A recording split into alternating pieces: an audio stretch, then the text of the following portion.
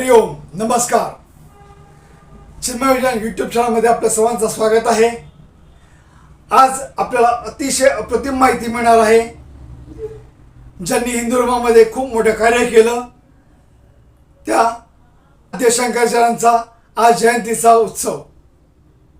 त्यामुळे हा व्हिडिओ शेवटपर्यंत बघा. आपल्याला एक खूप महत्त्वाचा संदेश यातून मिळणार आहे.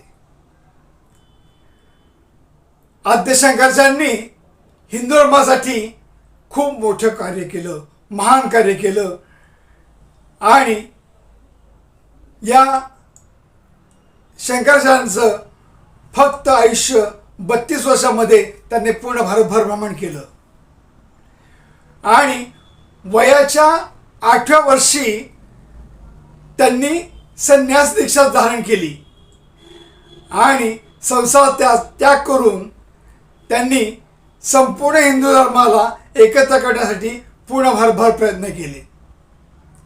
त्यांनी अनेक पंथांना एकत्र आणलं आणि अद्वैत वेदांताची त्यांनी स्थापना केली.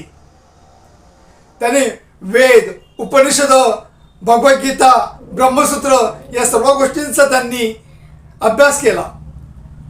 आई आर्यंबा आणि वडील शिवगुरु असे या महान व्यक्तींच्या उदरी एक महान संत झाले.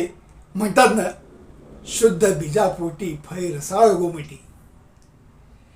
त्यांनी अनेक जन्म खूप तपश्चर्या केली आणि म्हणून त्यांच्या पोटी आद्य शंकराचार्य आले.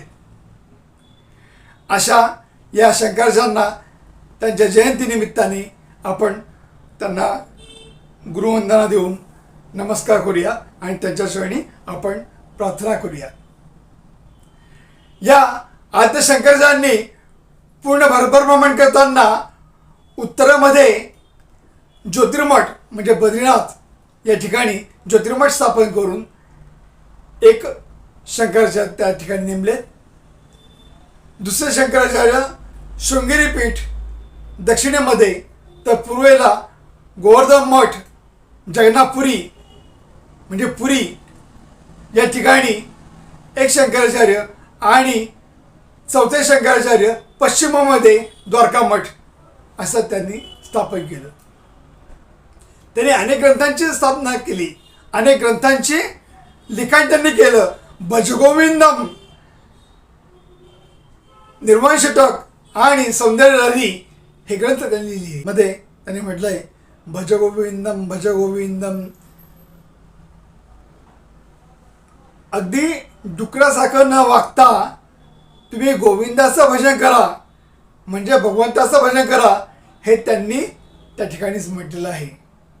त्यांनी षण्मत पद्धतीची स्थापना केली आणि त्याच्यामध्ये शिव, विष्णू, शक्ती, सूर्य, गणेश आणि स्कंद यांची उपासना एकत्र केली आणि यामुळे अनेक पंथ एकत्र आलेत आणि त्यामुळे हिंदू धर्म हा एकोप्याने राहिला.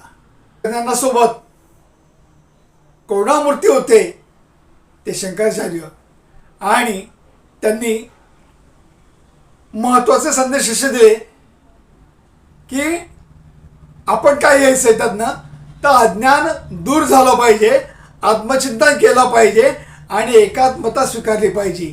धर्म म्हणजे कर्मकांड नाही तर आत्मज्ञानाचा विकास.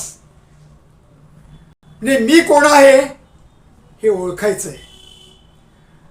त्यांनी काय म्हटलं की मी कोण आहे हे ओळखा आणि आत्मज्ञानाचा उद्धार करा म्हणजे आत्मसाक्षात्कारी व्हा.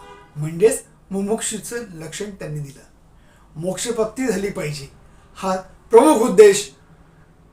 आपण नुसत्या जयंत्या साजऱ्या करायच्या नाहीत तर त्यांच्या विचारांपासून आज आपण नवीन धडे घेऊन आपण एकोप्याने राहू, हिंदू धर्माचा प्रचार करू आणि अंधश्रद्धा दूर करू, श्रद्धेने पुढे जाऊ आणि स्वतःचा विकास करू.